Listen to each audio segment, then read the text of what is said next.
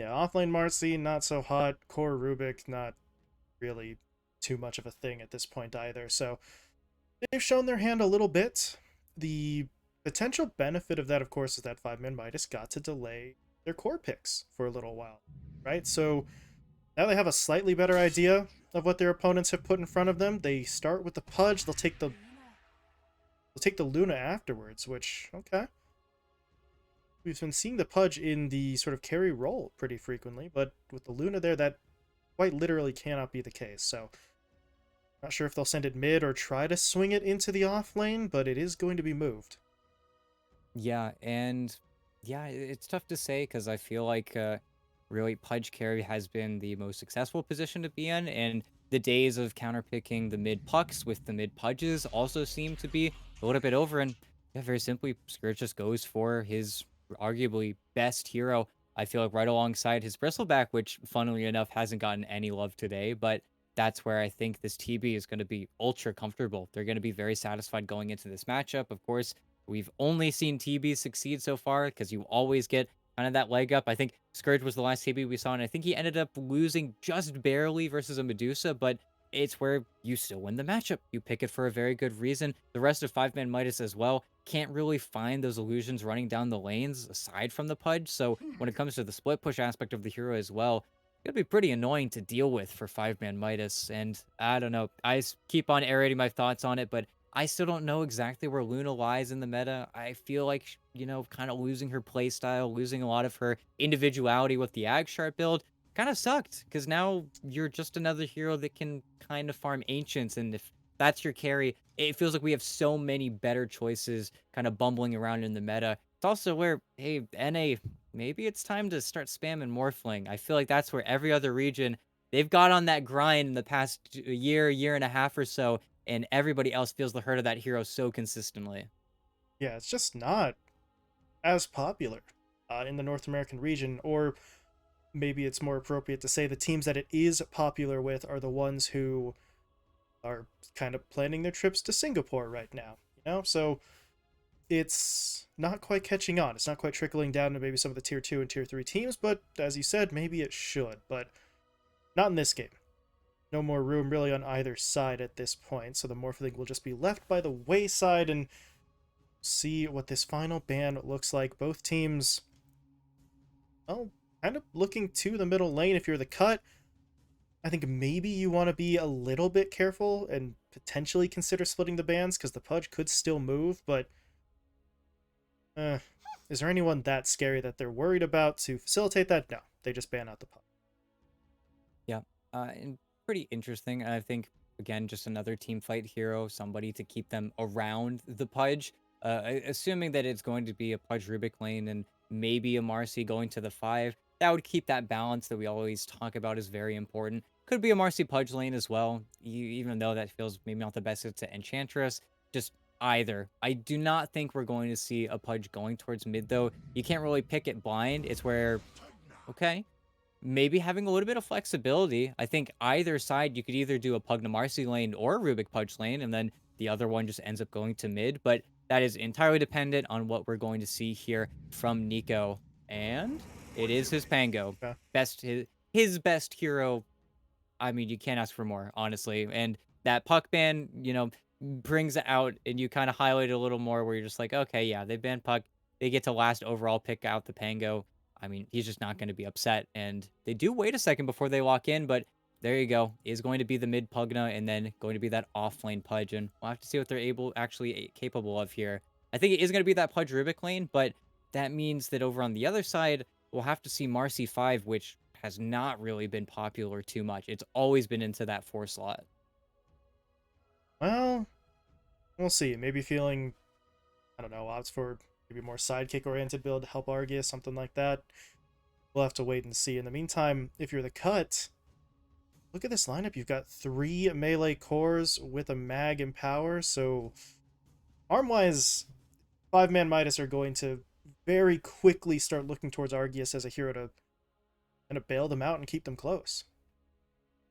Yeah, for sure. And of course, that's the fear, though, at the same time, because if Argus is happy, then Scourge has to be sad. It's where we need to see that divide between the Luna and the TB. you can't really afford to be on equal footing. And even though I think Luna maybe has a stronger BKB timing, if you buy your BKB just straight up later, we see the typical Manta Scotty build out from Scourge, and he doesn't have to mind the magic damage that 5ManMidas are outputting because they're just out team fighting their opponents. That's where you get pretty scared pretty quickly. Not to mention, we'll be an empowered Terrorblade at the end of the day as well, so it's gonna be quite the farm fiesta for Scourge McDuck, and I don't know. I just kind of believe in the cut at this point to make space for them, especially with Nico's Pango. Mm-hmm. Just feels like they're in a little bit of a stronger position here as we are loading into this one. The cut, as a reminder, already took the first game, so they have 1 point on the board already, but like the two, whoops, you would like the 2-0 split, and will it come down to a tiebreaker between the cut and 5ManMidas? Almost certainly not, but if it does, it's always nice to have the 2-0 sweep for the tiebreaker purposes as well. No, you definitely want to be in that position. You don't want to be kind of stuck on the outside or completely isolated from those tiebreakers. Otherwise, things get really murky for you. But that's where I almost want to say I feel like the cut have pretty much put themselves in the position to at least be in the middle of the pack. I don't know if they can get eliminated, at least with how well they've been playing. I think after they play versus Felt tomorrow, they'll have their kind of answer of where they sit in the bracket. But this team, again, can't reiterate it enough. Just looks good. Just feels solid. I think 5ManMidas will really have to do a lot here to slow them down. Otherwise, we could see them just execute and play on the same game plan they've really been doing. And again, the only other team that I think has been playing as consistently at them is Ravens, and that's probably going to be the matchup of the week to look out for.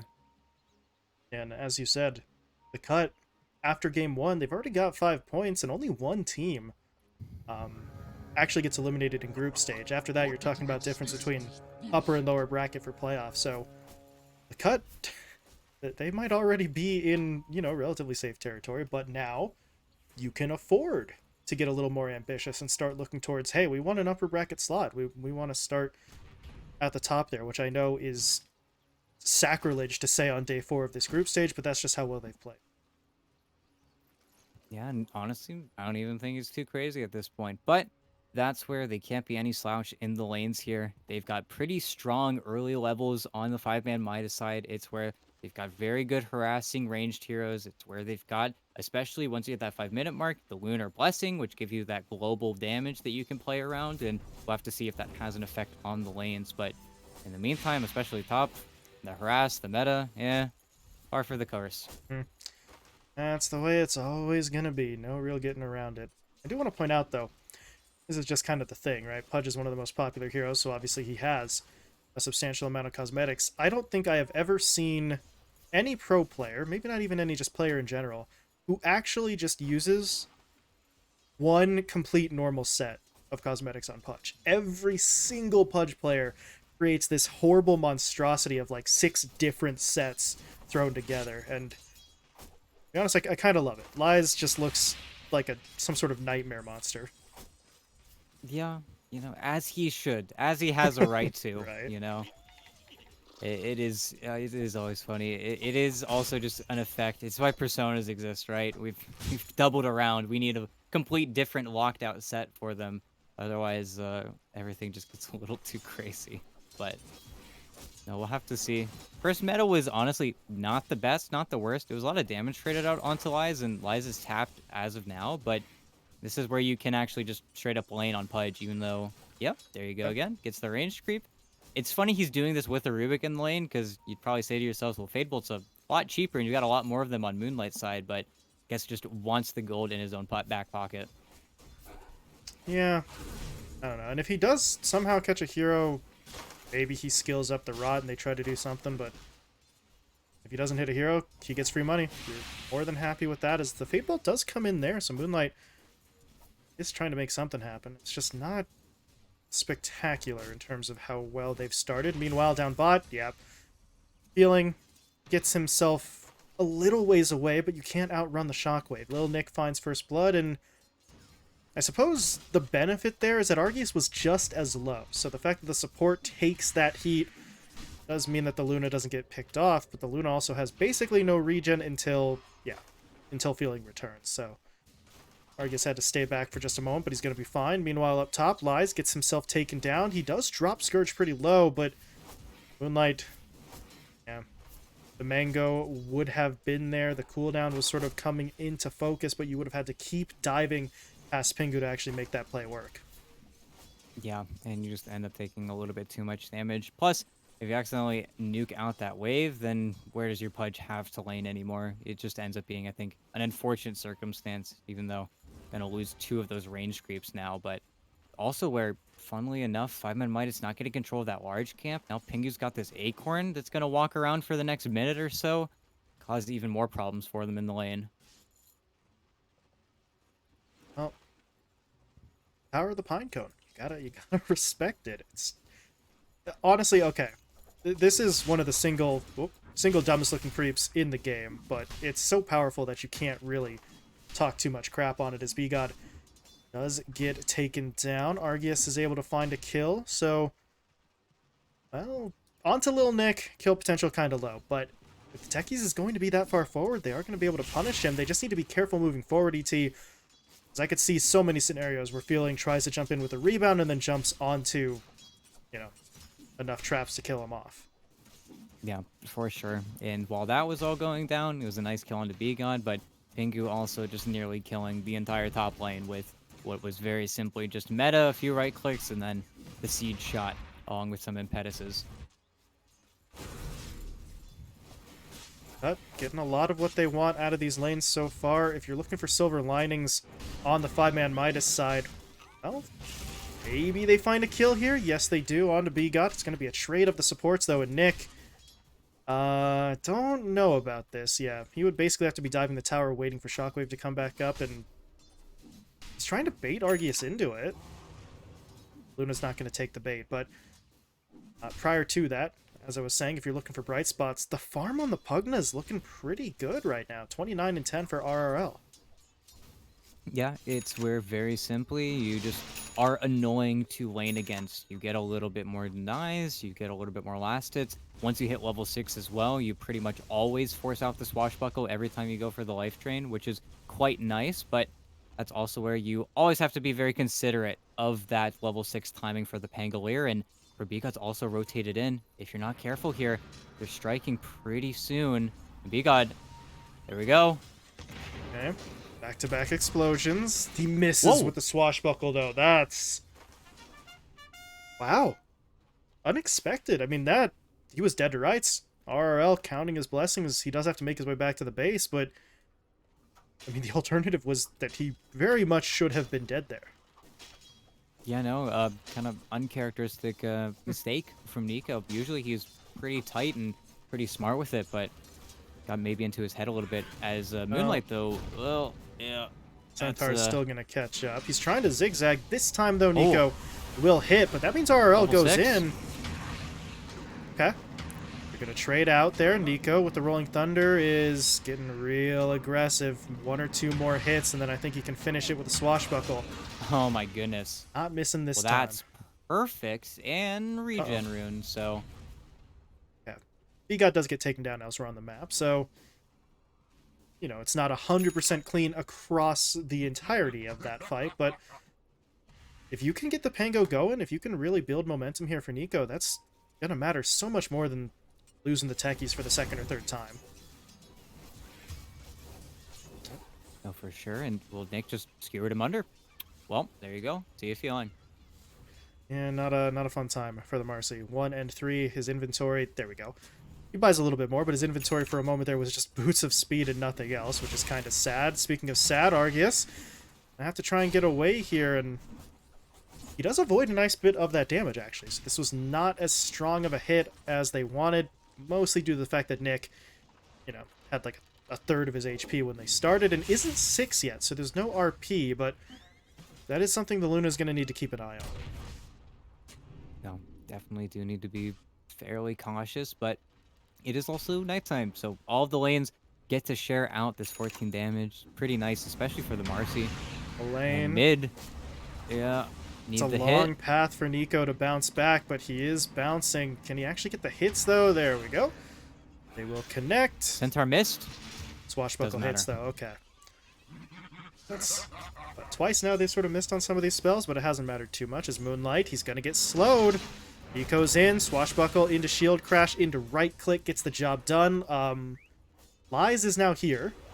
Feeling's going to try to rebound forward, but with that Centaur in place, he doesn't actually have a clean hook, and at this point, he's not going to hit anything. The hook misses. He isn't 6 yet, so he has no Dismember. And Nico, this is...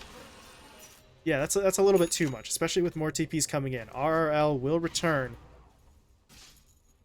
That should be their really just time to get away. There's a Swashbuckle to dodge another blast, excuse me, and he goes out safely, but what about Pingu? He is still going to get run down eventually. This time Lies hits with the hook, and well, ET, I mean, they get something out of that, but they need a lot more considering the fact that that 2 or 3 man group just kind of danced around under their opponent's tower.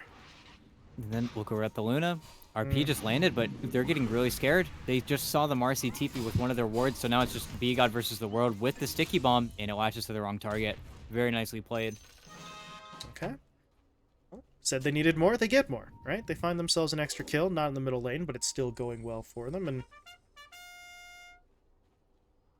at this point, see, 9 minutes in, down by 3k net worth. If you're 5ManMidas, where do you look right now in terms of the playmaking? Seems like Argius still just kind of wants to farm up, so the Pugna's not exactly a ganker, and I guess Lies has his ult now. Is that the hero that they're looking for to make these rotations, or do they just barrel their way onto a tower and ignore everything I was just saying? Because that looks like it's an option, but it's not a great one now, all things considered, as Argius goes in, but doesn't actually fully commit. He just kind of backs away, leaves his 2 supports in there, and that's a freebie for Nico.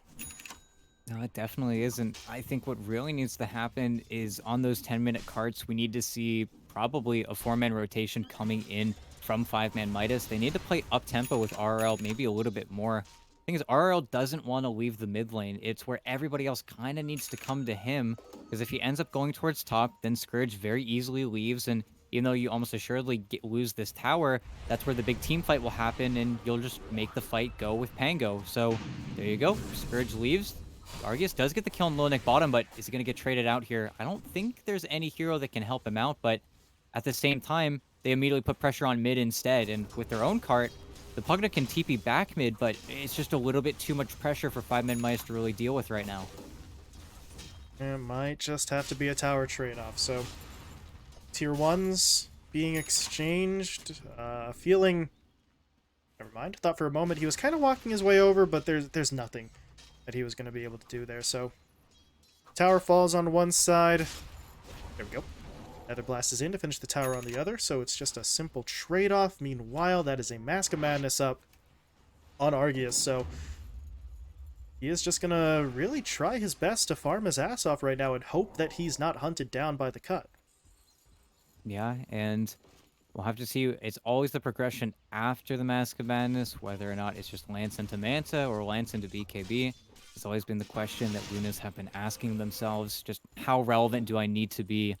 And that's where I think the cut, they don't have that same lineup where everybody comes online around the same time and then they just kind of own you. They definitely have to farm for a little bit more than they did in the previous game, but at the same time, Nick's got a mech. You still have this Enchantress just running around with creeps causing chaos. Nico's looking at his Diffuser Blade as well. These are all really important item timings to kind of punctuate this early game. Nico, though, okay, he might just die. So they didn't get what a a Dismember. splash. They might get it now, though. They are going to pull him in, but reinforcements are coming. Can he get the mech off? He did, but he wasn't actually close enough. I don't think Nico got the heal. Now this fight gets kind of awkward, and I'm not sure there's going to be one. The Cutter just backing away. I like the idea from Nick, but he needed to be maybe like a step or two closer, and maybe that goes off in time to save his buddy, but not the case. No, and that's your most active hero sidelined for at least a little bit here, which means that these Pugna Blasts are going to hit onto that mid tower along with the creep wave, and until he's alive, there isn't much you can do about it. So just free damage that this mid tower is going to have to eat, and they can see, without Nick's Blink Dagger, even though it's a threat, it's a nice attempt, it is just a threat right now. He has to go back towards bottom and then finish his Blink there. far away is he? Oh, he's only about halfway to that blink. Okay, so yeah. Definitely needs some more space for him, but with the defusal up on Nico, well, he can kind of make that space, right? You've got more damage, you've got the inhibit, I think they call it, whatever the act of the defusal is actually called. So he can maybe make some plays. If Nick wants to be involved, he can grab some assist gold. If he doesn't want to be involved, then he just sits in the jungle and farms while his teammate makes the space. Although he, Nico, you didn't have space. Bring it back. Bring it back. There we go. Courier was walking away with it, but he has it now, and we'll see what they look to do with it. Yeah, and basically, especially in the mid lane, the defusal just means you get 2 hits off pretty reliably. Just cannot get out of that second row, but at the same time, a pretty interesting position that 5ManMidas have been able to get here, placing some pretty deep vision as well to make that collapse onto mid just a little bit easier. That's where, though, with getting that tier 1 mid so fast from the cut side, it's doing a lot here. And I wonder if Nico knows now, probably that a hero just broke his smoke. He's getting rotated on, though, and he could die on the rune. I think he just saw him, though. Saw feeling. Thought of the rune, got away. Done the worse for wear. While this is happening, though, you look down bot. Pingu is...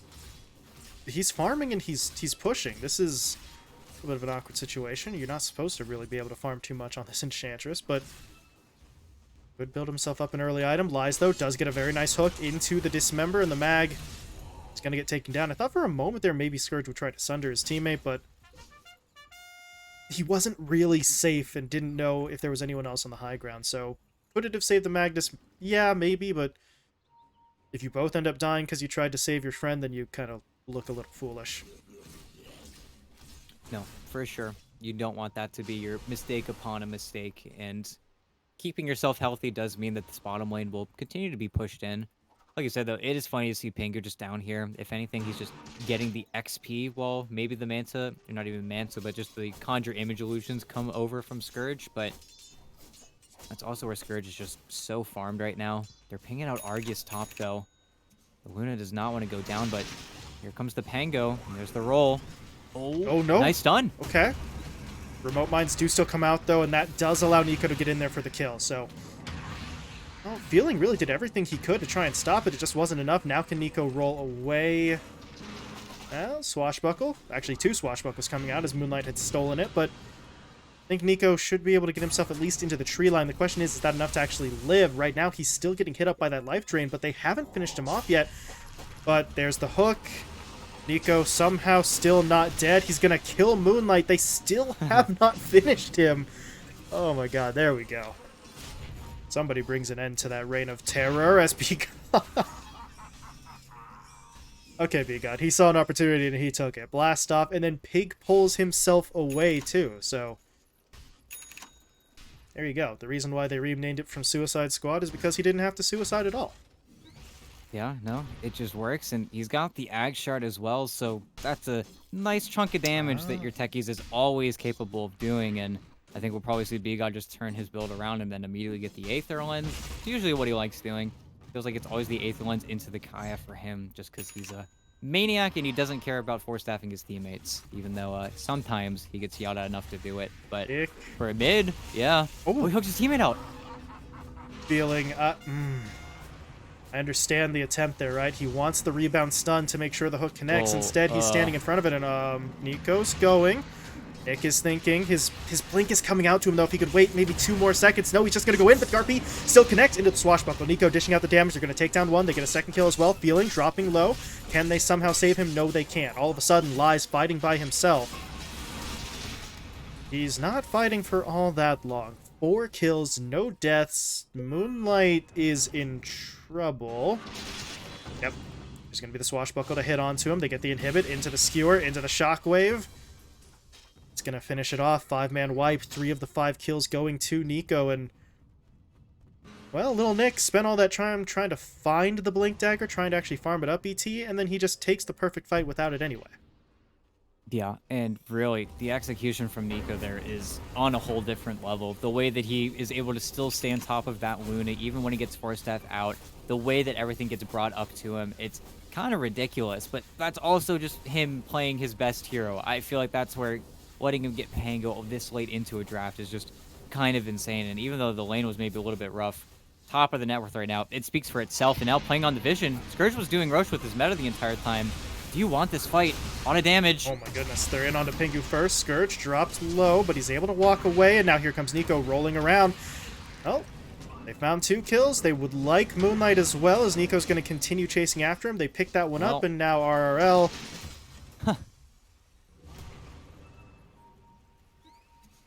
Rolling around at the speed of sound for all you Sonic fans out there. The Hedgehog, not the team. Sorry, thought I should specify, but this is just getting gross. If you're 5ManMidas, you might need to take a step back here. They're just kind of stumbling into 2 or 3 fights in a row now that they're just not prepared for. Yeah, and of course, that was with them feeling as if the cut were spreading themselves out pretty thin. The Scourge was unironically just killing Roche by himself during that entire time, but Yeah. it's also where I think the Sunder was absolutely game-winning from him. I feel like if he waits a little bit too long there, suddenly he could almost inadvertently kill himself. Of course, having Aegis wouldn't have been the worst thing, but in saving Nico's life... Can't die here. Try hitting him roll up. For 10. Here comes B-God. Here comes Nick in. RP committed. Follow-up damage. There we go. Argus does get taken down. Feeling falls as well. B-God picks up both of those kills. The Luna was just trying to farm, really. But at that point, you're just not that safe as Nico... Yeah, that's a little too far to dive, even for him at this stage. So they backed themselves away, ET, but they got what they wanted. The Luna's out. She even used Eclipse in that fight to not the greatest effect, so I don't know. 5ManMidas, they just keep throwing everything they've got at the wall, seeing what sticks, but nothing is really working for them right now. Yeah, no, it really comes down to just worst case scenario finding the Luna first, and it was another RP. It was a lot of time spent, but in very similar fashion to the previous game, or rather the previous series with Stonebank, the Cut aren't allowed to just win 4v5s while Scourge does his own thing, because he's taking over the map. He's taking over everywhere. He's got an illusion in every single lane. He's empowered. He's farming way too quickly, and then that's a problem you haven't even gotten to deal with just yet. Nick is in a little bit of trouble. Oh, the greed. B-God's gonna... That's a lot of damage from B-God. Is it enough to actually kill, though? Not quite, but Nico does come in. He'll finish the job. I think he has, or had, a little bit of extra movement in there. Now he's going to try to roll his way out, or maybe roll his way in. He's getting a little greedy looking for these picks. There's no backup. I don't know if you want to be here anymore. Swashbuckle away. He's going to look to blink out. Is there a hook? No, there is not. Lies. Oh, he didn't have the mana, so. He had a soul ring, actually, and he had a wand. So if he wanted to try it, he could have, but decides against it. Yeah, just a little bit too hard.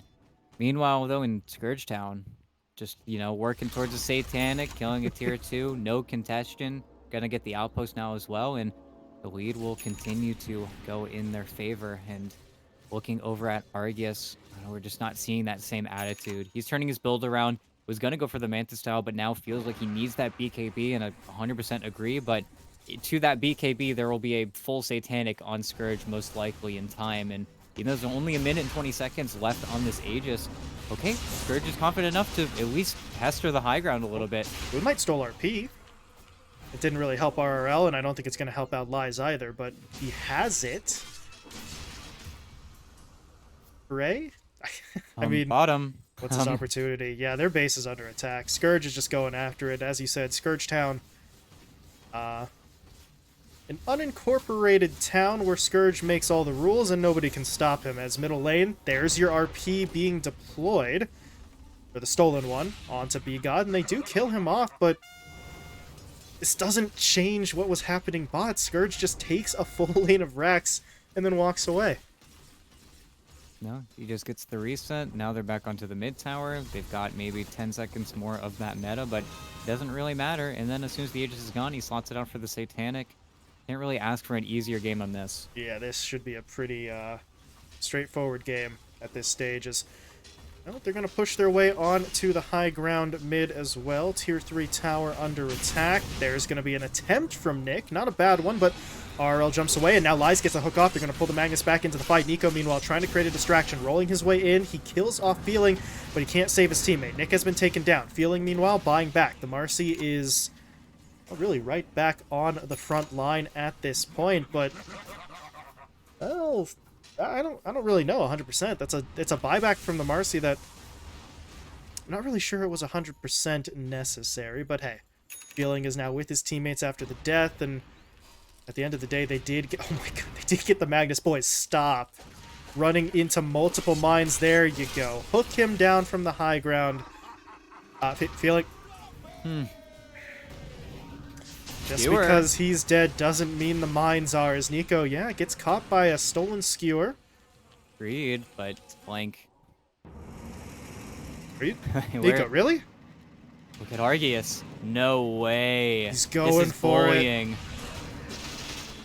Oh, that's... You just can't do anything. You're not supposed to be able to do that.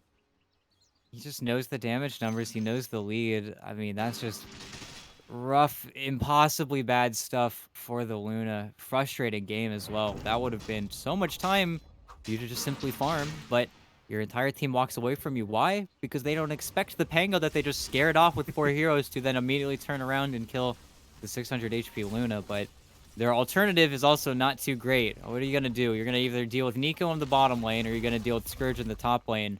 Because apparently they just can't show in the same area at the same time. But it doesn't matter, because they're both way too strong.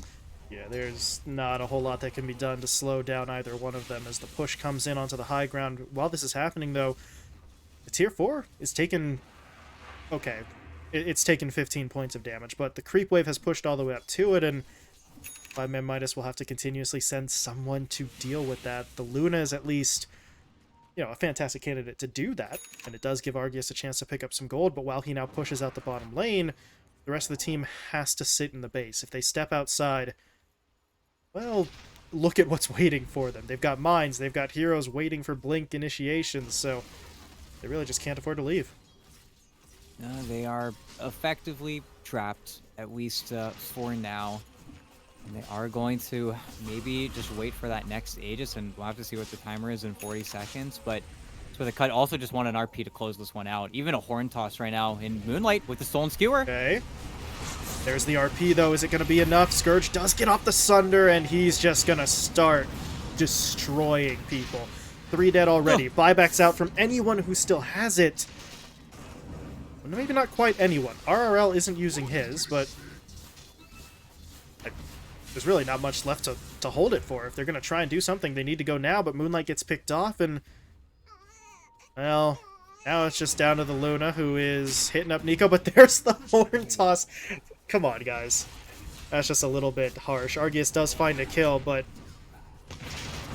yeah, it's a kill, and he is now down for the count. He's got 50 seconds on that death timer. He could buy back. RRL could have bought back too, but at this point I kind of get the feeling, ET, that they might just be tapped out here in terms of what they want to do. They are going to make a move now, though, with multiple heroes coming back in. Everything I am seeing confuses me, ET, but better late than never, right? Signs of life, they come out, they find a kill or two. They're still having their tier 4s taken, but... Oh, no. No. Yeah, and I think in not tapping out here, it's just some Dota 2 stubbornness. Your opponents were just fountain camping you. You know, you don't want to give it to them that easily, but at the same time, yeah, that's a toughie. That's a tough pill to swallow. Because now, I mean, even just look over at B-God. B-God's just waiting. He's just hoping somebody walks into him because he's a madman. Not much changes, though. Even though they killed Nico, they killed a streak. That's about it. Rest of the game is still in pretty dire straits here. And in the top lane, I think if Argius goes down, I don't know, we get closer to them just straight up leaving the server at this point. Even though Moonlight gets to see 3 heroes and walks away, but that's also where, unfortunately, Argius didn't leave. Yeah, he knows that's real. Oh, he's trying to bait him? Oh, hold on. The bait. Nick's got to realize, though. It's enough time. He's going to TP out. Oh, Nick. You blinked. If he'd have thrown out something, it may have connected, but no such luck. Arceus lives to see another day, and 5ManMidas have successfully drawn this out another couple of minutes, maybe? But as we mentioned in one of the games earlier today, you know, for 5ManMidas, if you're not going to GG out, then play, right? Then keep fighting. Every second that you're not dead, because you absolutely should be at this point, is something, right? Is a comeback going to happen? Almost certainly no. But if you give up before you even take the chance, then it's 100% that it doesn't happen. So, Yeah, but man, again, Roche is broken. look at Roche all is these just mines. Oh yeah, he's just he's got the hex pattern as well, something that B God just like knows how to do so well. He can fit so many mines in such a condensed area. Something that only a true techies player can do. Like this triangle that he has on the ramp here is ridiculous. I hate it. You just die. Absolute degenerate. If you know what you're doing on techies, I don't like Oh, you as Nico. A little bit too far forward there. Gets himself picked off, and well, ED run TB. yeah, is it gonna matter? Because Scourge is just charging his way in. He actually pops the Zeal as well, so well, he would be doing a lot of damage if he hadn't been disarmed, but there's going to be the jump in. They've caught Lies. They'll pull him back with the Skewer. Should be an easy first kill. Scourge. Hey, he's losing a lot of life here, but that's what the Aegis is for. Going to be brought right back up, but now you got to be a little bit careful, right? There's still ways in which he technically can die. He's going to back off. Well, the mag certainly isn't. Jesus, Nick tried to go for the Skewer play once again. Doesn't connect, but at this point, it just feels like Nick is just kind of going fishing at this point. If he hits, cool. If he doesn't hit, cool. He'll try again later. Yeah, and honestly, funnily enough, with the fashion that Nico went down, if Nico was alive, this game is just over. And Nick, the blink, Moonlight owned him, and then he's owning him further. Yo, the fish fights back, man. Ooh. Yeah. Next time you go fishing, wait and see if a fish jumps out of the water and slaps you in the face. That's basically what just happened there. And Arceus gets the kill, so money into the Luna's hands. I don't know. It's going to be so hard, ET. But the fact that this game isn't over yet is certainly interesting, as that Luna Illusion clears through some mines. Another one's going to clear out some more. B-God, I don't really think he even cares. He's got so much mana, doesn't have long to wait for those charges, so he's probably just going to immediately reset all of that. And Midas, alive, but on life support at this point. Still can't leave their base, and now they need Moonlight back in, because according to Arceus, his PC crashed. Yeah, and, well, this is kind of the Cuts punishment for fountain camping their teammates, you know? You keep your nose clean, you keep your heroes alive, you don't dive, and then you probably are just, you know, doing your own thing at this point. But they say, well, we're going to make you wait for your meta. We're going to make you wait for your Pango to be alive. We're going to keep on playing this game, and we're not going to GG out on you guys. Not to mention, now that Moonlight has that Skewer, you can just bring him into the fountain. It's pretty scary. You don't have the talents that Mag has, but it's still pretty terrifying. And again, this is a solo play from Nico. He's going to probably get some kills, but if he dies again, you're going to be on another 80-second timer, something I know he doesn't want to do. No more threat of Skewer there, as he just gets in and assassinates the Rubik, but oh, they do keep building up, I suppose. Right, slowly but surely, stuff is coming into their inventories, so you sacrifice Rubik, he's going to be up in 20, but here's where the move gets made. The cut, they're going to push forward. They don't have Aegis, so they do need to be a little bit careful about this. Okay, Nico, that's not careful in the slightest. That's just bold as he will push forward, but Nick was able to get off the RP into the Skewer, connecting onto 3. Lies already dead, feeling gone as well. Arceus trying to fight up with the Eclipse, but he does get taken down. He doesn't have buyback available, and that should finally put a cap on this match, ET. Doesn't mean that they're not gonna call it. They're just gonna straight up let the Ancient die. Fair enough. Well, I have no idea. I don't know if there's some beef, some blood in this game. It kind of felt like a blood feud at the end there, you know? Maybe Borderlands reference to throw in, but no, that was a hell of a game, and I think also the cut, plain and simple. Look at this Pango hero. Nico can't just keep on playing it. He can't keep on getting 20 something kills every time he pulls it out, and he can't keep on carrying his team. I feel like time and time again, even though the cut, they're no slouch, especially Pingu. I think he's been playing out of his mind this tournament. You just gotta maybe look at Nico and just say, yeah, you kind of ban out a few heroes. Maybe we should respect ban 6 or 7 of his heroes at this point, because every single time he just gets into a lobby, he's not upset, he's pretty happy with the circumstances, and then they just fight you tooth and nail. But then, of course, the problem is that if you start banning out his heroes, then Scourge randomly gets his bristle back, sometime in the tournament, and when that's going to become the new focus for the cut. This team is just phenomenal. I think they just look great, and I think unfortunately for 5ManMidas, they got to figure out their roster situation. They probably just need to get, I don't know, some type of game plan going forward, because in both these drafts and both these games, I wasn't in a shadow of a doubt. I felt like the cut just had this from game one.